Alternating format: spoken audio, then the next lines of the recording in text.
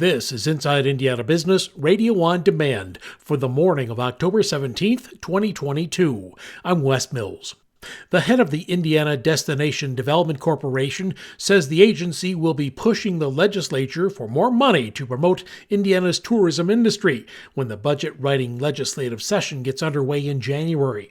Elaine Beadle says Indiana has a $4.5 million marketing budget for tourism compared to the $40 million in Michigan and $90 million in Illinois. Beadle appeared on Inside Indiana Business with Gary Dick. So we're not in an opportunity to even compete with them.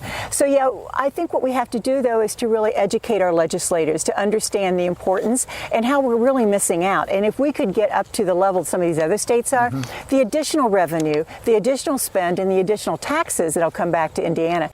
Beadle says tourism has a $7 billion economic impact on Indiana, but she says it's not only about attracting visitors for festivals and fairs, but attracting talent to the Hoosier State. Every time a visitor comes and they see what Indiana has to offer in our quality of life and quality of place, that helps raise the perception of Indiana. And that individual may tell someone else. Someone else may say, oh, maybe I'll go check out Indiana.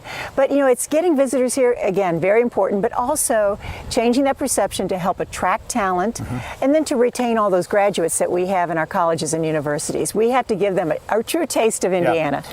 Citing safety concerns, Starbucks says it will close its store on Monument Circle in downtown Indianapolis at the end of October.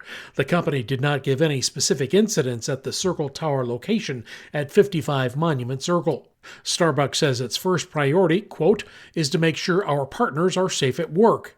This summer, Starbucks CEO Howard Schultz said the company would close stores in multiple cities because of safety-related problems, including crime, homelessness, and drug use in restrooms.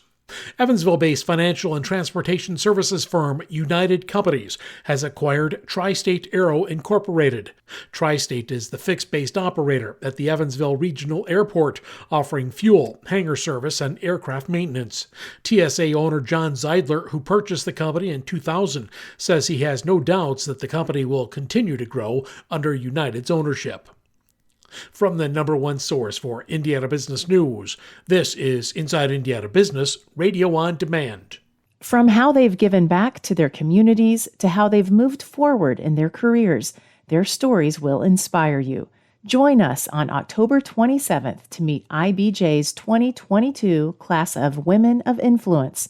Learn more, RSVP, or reserve a corporate table at ibj.com/events. Whether it's a new hire or a noteworthy promotion, IIB's Big Wigs and New Gigs serves as a platform to promote your team. Our revamped offering includes being featured on both the newly redesigned newsletter and at InsideIndianaBusiness.com. Subscribers to the Business News subscription save $10 off every listing, plus you can save $100 by bundling your submission to IIB with the Indianapolis Business Journal or the Indiana Lawyer. More at InsideIndianaBusiness.com. Indiana's revenue collections for September fell short of the most recent estimates. The Indiana State Budget Agency says general fund revenues last month totaled nearly $1.9 billion, which was 4.2% below the December 2021 forecast and 1.6% lower than the same month last year. The agency says the lower collections are due to a delay in income tax payment processing, but even without the delay, it still would have been below the estimates. Checking our records, it's been 2 years since the collections did not exceed estimates. In October 2020, the levels were flat.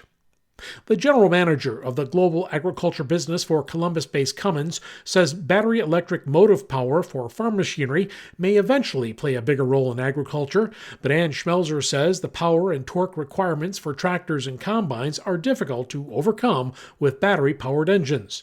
Schmelzer says hydrogen power shows a lot of promise. How it actually operates, very, very similar.